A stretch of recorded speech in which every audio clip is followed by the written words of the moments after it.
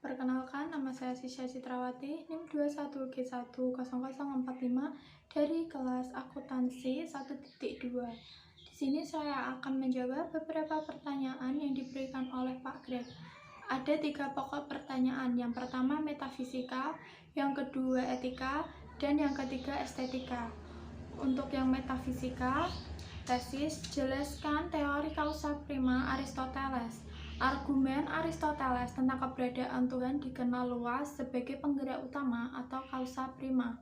Ia mengemukakan suatu aksioma bahwa pastilah ada sesuatu yang menciptakan gerak, dan sesuatu ini pada dirinya sendiri haruslah tidak digerakkan, dan pastilah abadi merupakan substansi dan aktualitas.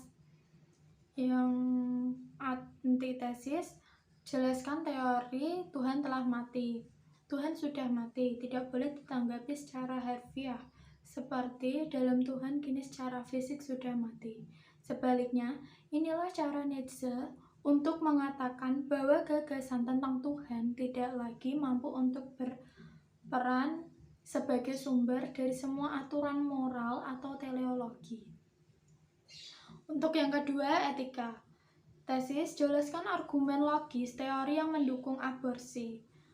Peraturan tentang aborsi diatur dalam Undang-Undang tentang Kesehatan tahun 2009 dan Peraturan Pemerintah Nomor 61 tahun 2014 tentang kesehatan reproduksi.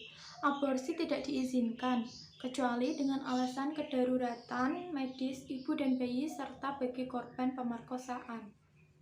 Sedangkan pada kenyataannya, sebagaimana argumen kelompok pro-choice, aborsi seharusnya bisa selalu menjadi pilihan, meskipun perempuan yang berkaitan tak memenuhi 2 syarat utama tersebut.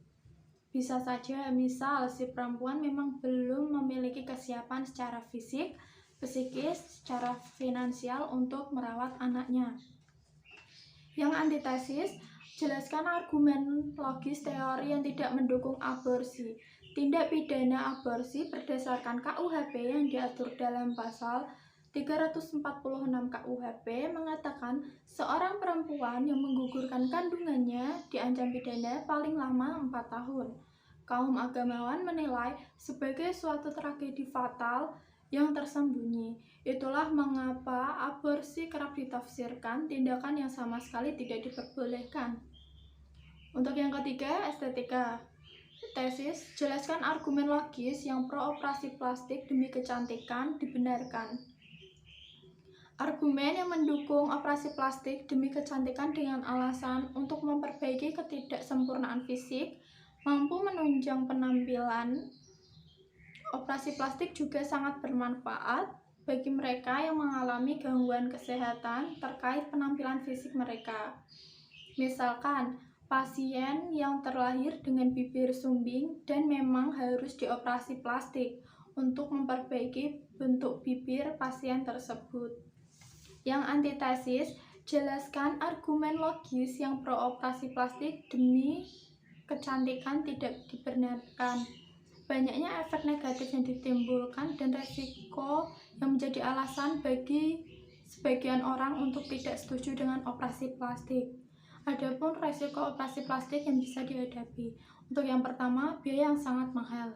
Yang kedua, adanya faktor kegagalan dalam setiap operasi sehingga kadang hasil yang didapatkan tidak sesuai dengan keinginan. Untuk yang ketiga, berpotensi timbulnya komplikasi dan efek samping. Hal ini membuat kondisi orang tidak lebih baik tetapi menjadi lebih buruk. Itulah beberapa jawaban dari saya. Sekian dan terima kasih.